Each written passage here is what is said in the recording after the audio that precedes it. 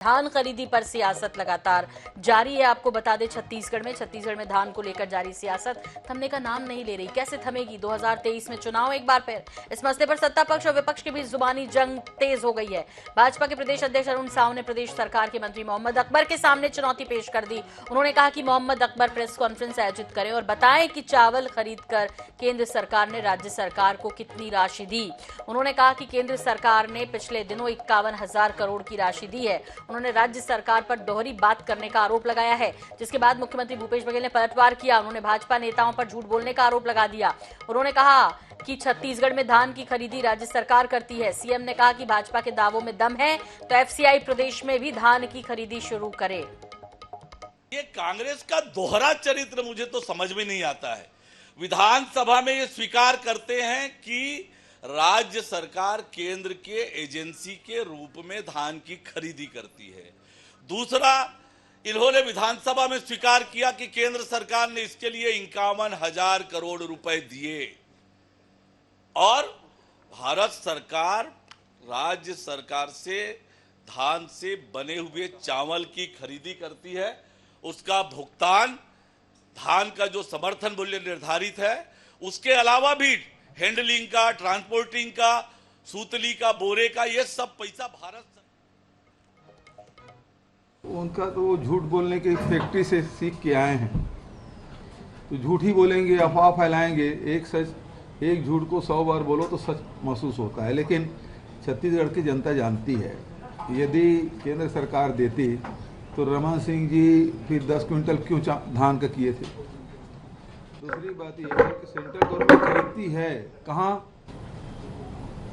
हरियाणा और पंजाब में, जो एफसीआई खरीदती है। एफसीआई खरीदे ना यहाँ पूरा सिस्टम किसका है? मार्केटिंग फेडरेशन किसका है? राज्य का। उसके बाद जिला में डीओ किसका है? राज्य सरकार का। सोसाइटी किसकी है?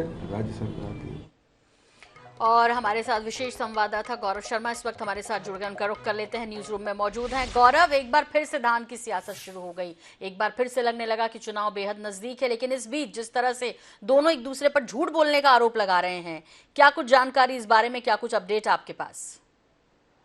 देखिए, धान पर सियासत की जो शुरुआत हुई थी वो केंद्रीय मंत्री गिरिराज सिंह के दौरे के साथ हुई थी। उन्होंने एमएसपी के समर्थन मूल्य में वृद्धि को लेकर ये बात कही थी। उसके बाद में चुनौती की सियासत शुरू हुई। भाजपा लगातार इस बात का दावा कर रही है कि केंद्र सरकार के पैसों से ही छत्तीसगढ़ में धान खरीदी होती। रिकॉर्ड धान खरीदी का दावा सरकार करती है। 107 लाख मीट्रिक टन धान की खरीदी पिछले खरीफ वर्ष में की गई थी। लेकिन अब जो चुनौती दी जा रही है वो इस बात को लेकर दी जा रही है कि केंद्र सरकार के पैसों से धान खरीदी होती है, तो श्रेय की जो राजनीति है वो चुनावी साल में देखने मिल रही। भारतीय जनता पार्टी वन मंत्री मोहम्मद अकबर ने कल प्रेस कॉन्फ्रेंस की थी, उसे लेकर चुनौती दे रही है कि जो एफसीआई लेती है, जो चावल लेती है, उसको लिए कितनी राशि दी जाती है, उसके आंकड़े को जारी करना चाहिए, कह रही है। जबकि मुख्यमंत्री भूपेश बघेल ने पलटवार किया। उन्होंने साफ तौर पर कहा कि एफसीआई सिर्फ पंजाब और हरियाणा में चावल लेती है।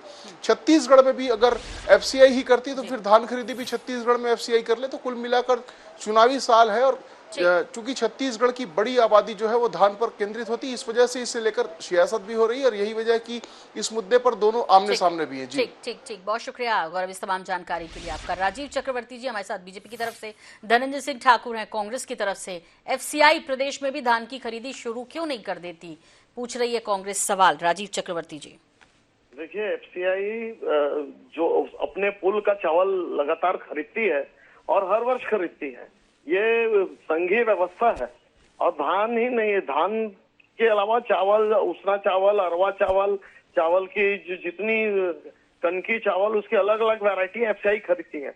इसके अलावा केंद्र सरकार अपने लेवल पर एमएसपी सहित जो नया समर्थन मूल्य है उस पर खरीदी करती है। लेकिन राज्य सरकार ये ढिंढोरा पीटती है, ये प्रोपेगेंडा करती है कि सारा का सारा धान राज्य सरकार खुद खरीदती है, जबकि इसमें केंद्र का भी अंश है और राज्य सरकार खरीदती है। राज्य सरकार कोई इसलिए नहीं खरीदती, राज्य सरकार के उसके पीछे भी बहुत सारे प्रॉफिट होते हैं। मिलिंग करती है, मिलिंग करने के बाद वो अलग अलग क्षेत्रों में मोलास के लिए हो या दूसरे कामों के लिए उसे भेजती है। तो ये संघीय व्यवस्था है और केंद्र और राज्य मिलकर इनका निष्पादन करती है। लेकिन जिस प्रकार से अभी जो राजनीति राज्य सरकार कर रही है कि केवल हम खरीदते हैं, हम अपने पैसे से खरीदते हैं, हम अपने संसाधन से खरीदते हैं, केंद्र का कोई सहयोग नहीं मिलता। तो ये पूरी तरह से अकाट्य झूठ है।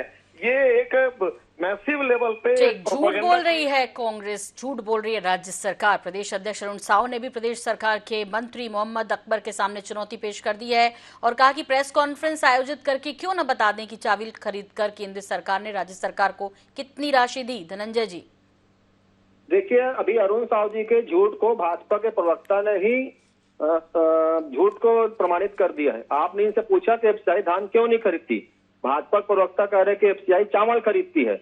और यही तो स्पष्ट है ना, नरेंद्र मोदी की सरकार 1 किलो धान देश में कहीं नहीं खरीदती है।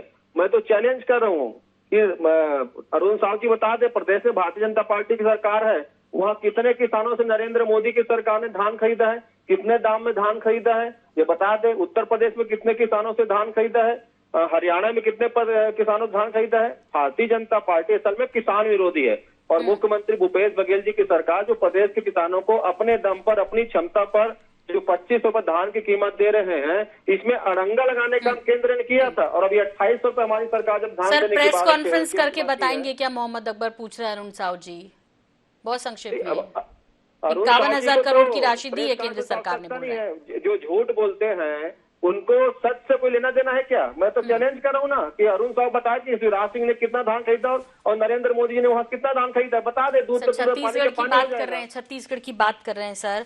फिलहाल बहुत धन्यवाद, बहुत शुक्रिया आप दोनों मेहमानों का हमसे जुड़ने के लिए। और धान खरीदी पर सियासत जारी है, चलती रहेगी। अभी 4 से 5 महीने और बाकी हैं चुनावों